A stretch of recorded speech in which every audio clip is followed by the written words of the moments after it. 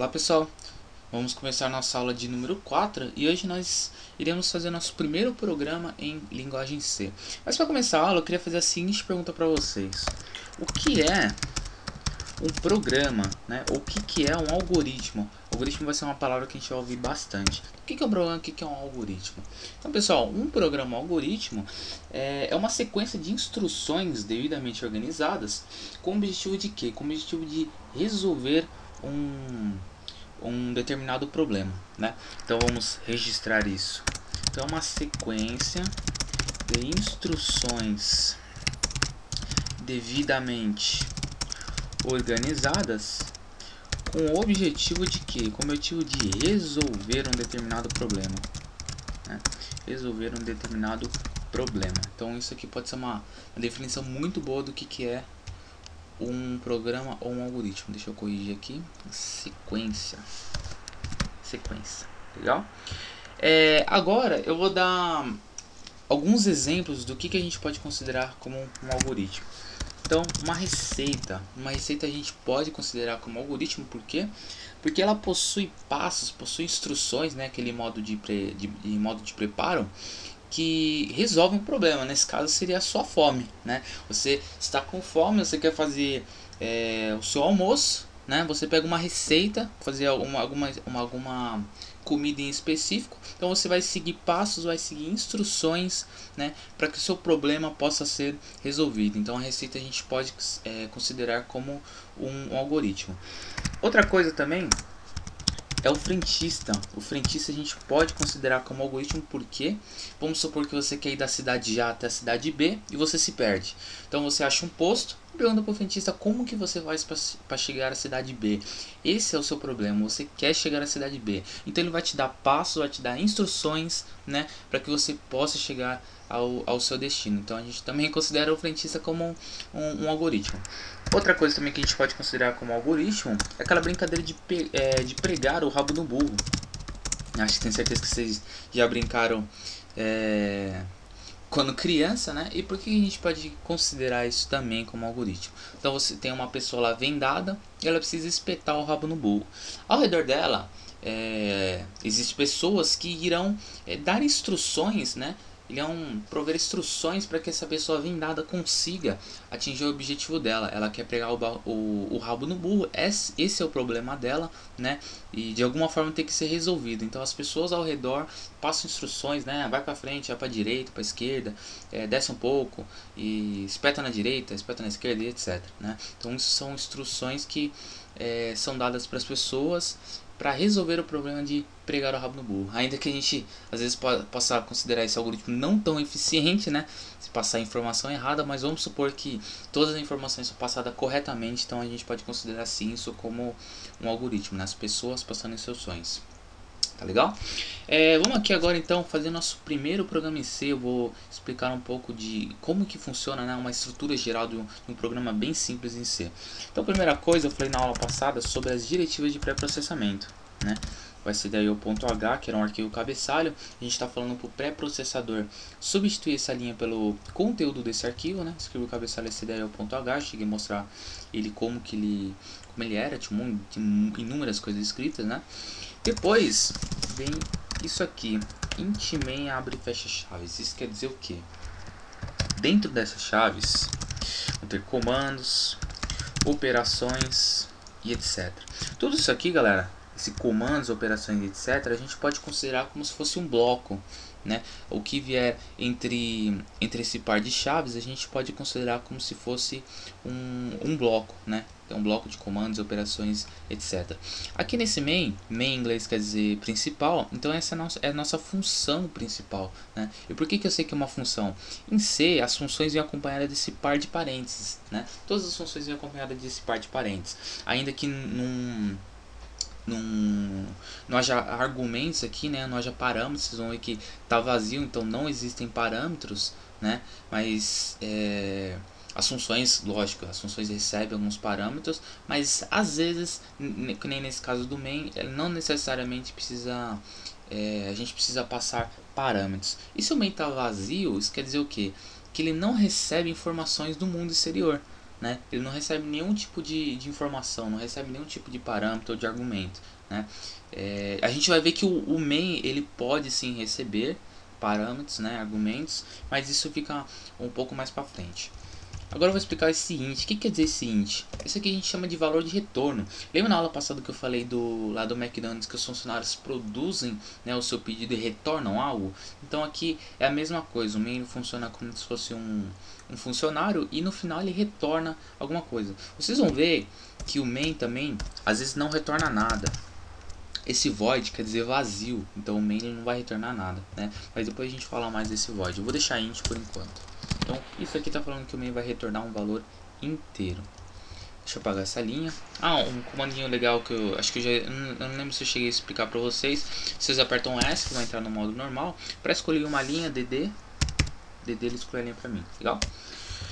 Beleza. Então, ano passado eu falei de um tal de printf, né? Falei que ele trabalha com a saída padrão, né? Saída de dados. E agora eu vou explicar como que ele funciona. Nós vamos digitar printf, certo? Aqui dentro desses, vocês veem que o printf é uma função, né? Acompanhada de par de parênteses. Aqui dentro vocês vão escrever, colocar aspas.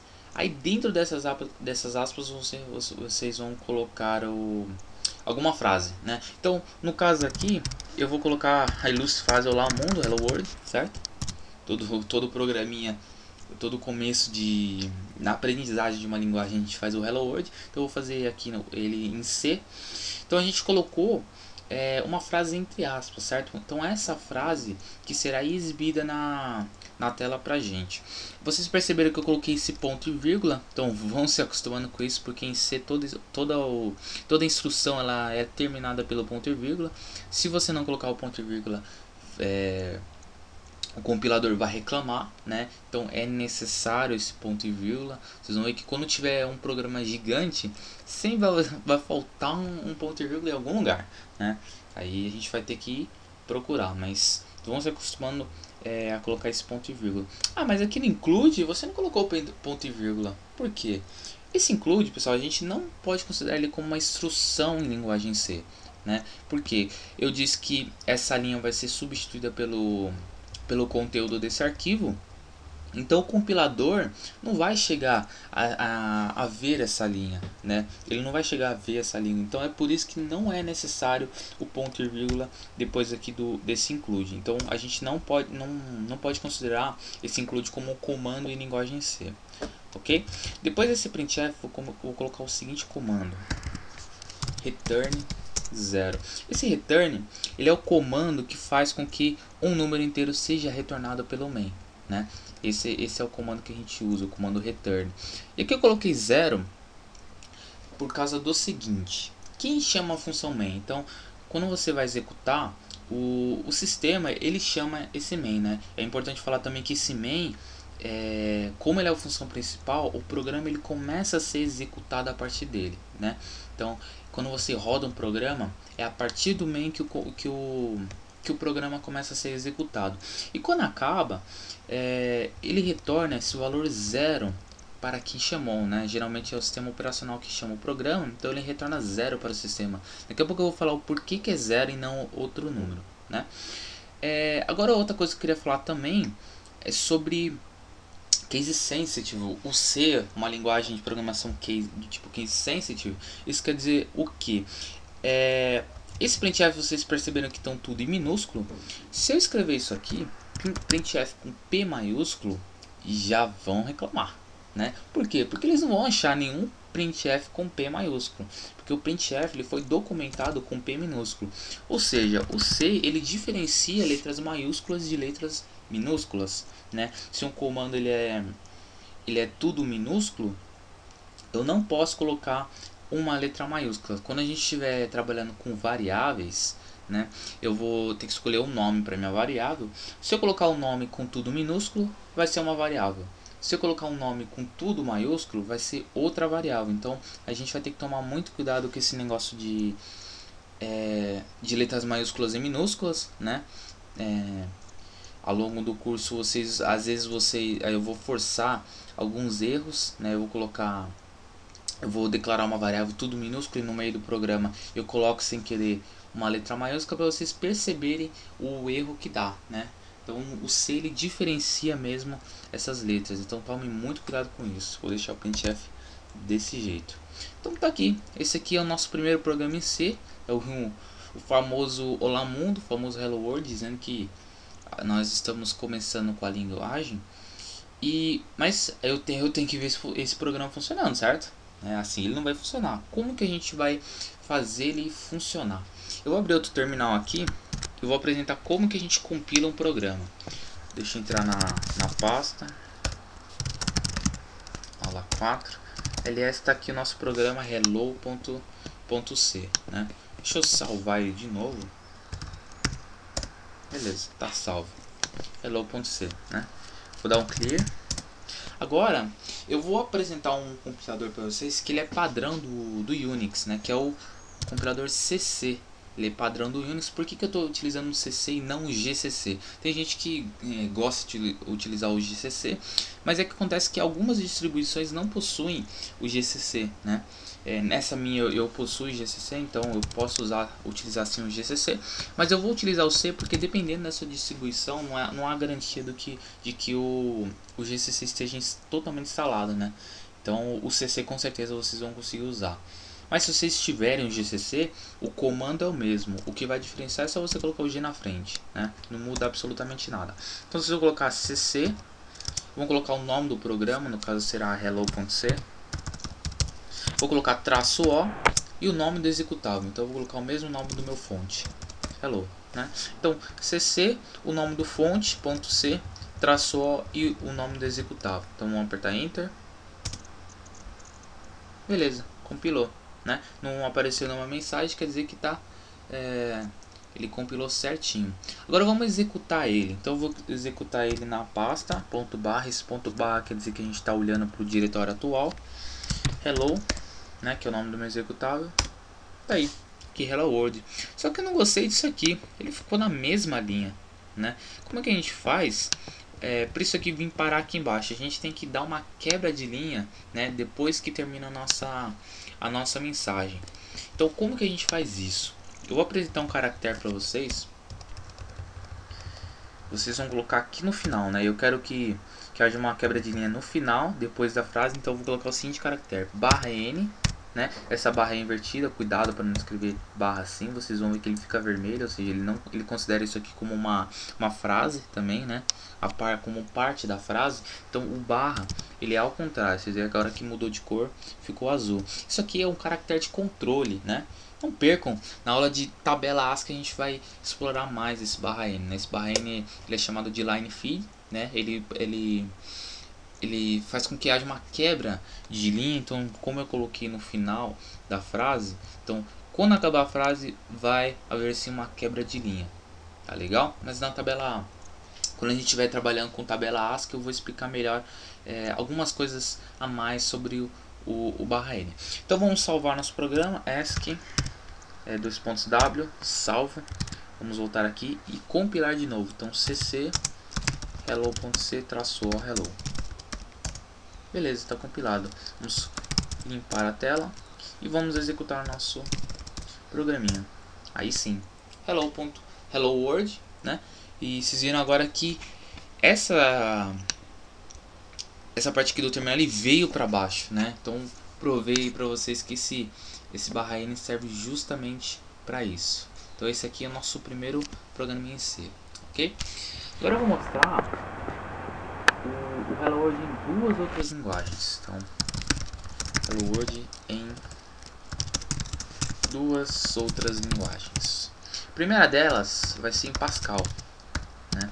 Depois eu explico por que eu estou fazendo isso. Então vamos escrever aqui. Não se preocupam com a linguagem o Pascal, né? Só vou fazer um exemplo aqui. Hello.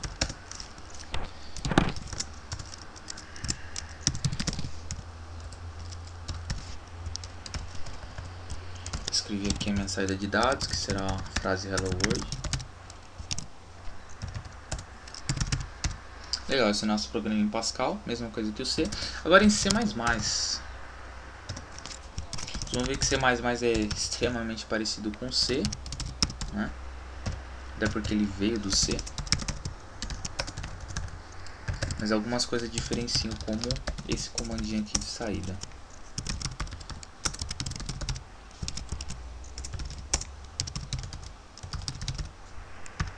Legal.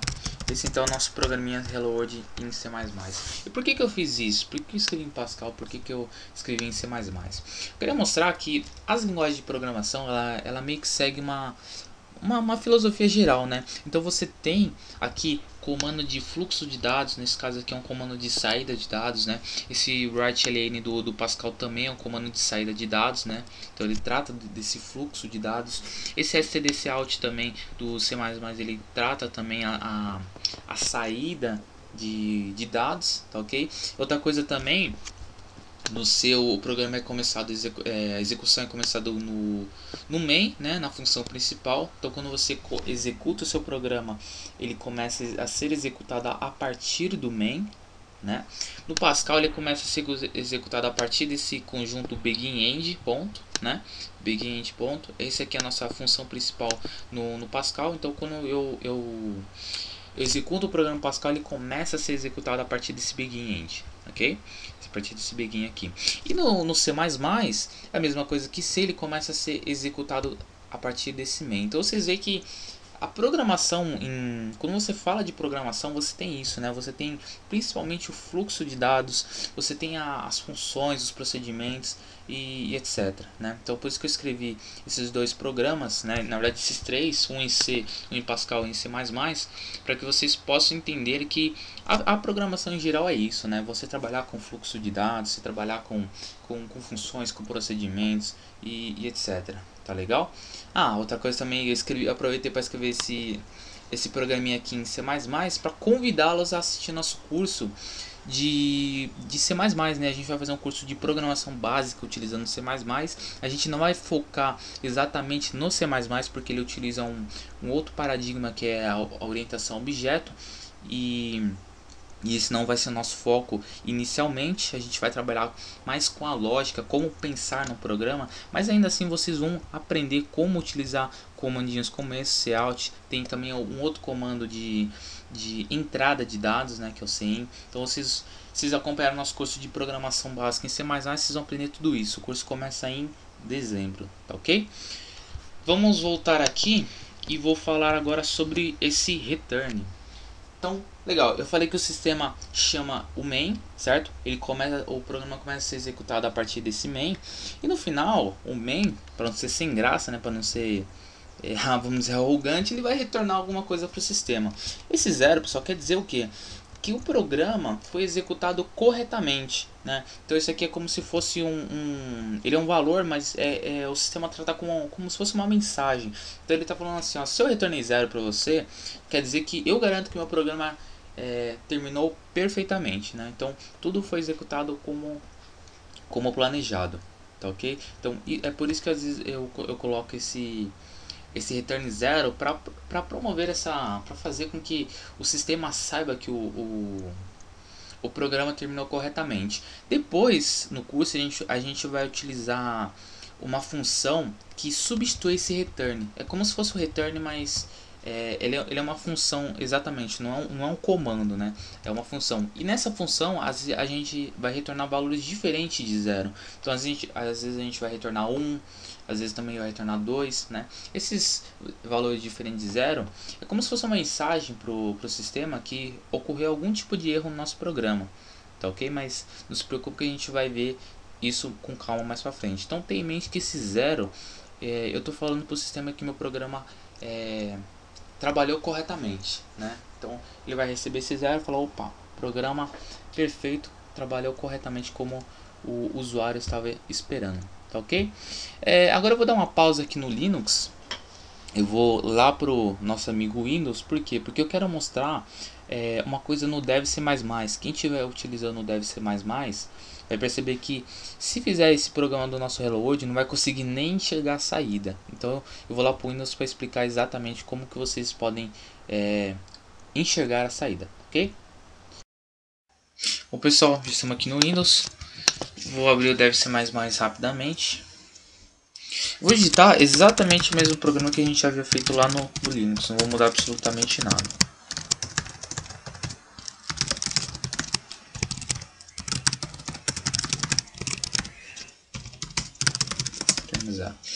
Se vocês executarem dessa maneira, a telinha do DOS ela vai abrir, mostrar a saída e já vai fechar. É questão de milissegundos isso. Então, para você corrigir isso no dev, para vocês conseguirem enxergar a saída, vocês vão digitar a função system, vão utilizar essa função system que está definida lá no stdlib.h. Depois a gente vai melhorar ela no Linux. Por que eu estou falando no dev? No CodeBlocks, por exemplo, a telinha do DOS já é congelada, né? O CodeBlocks próprio faz isso. Só que aqui no dev não. Se vocês não colocarem esse system, a telinha vai aparecer e já vai fechar. Então com esse system pause, vocês conseguem ver a saída, né? Ele só vai aparecer lá, pressiona qualquer tecla para continuar.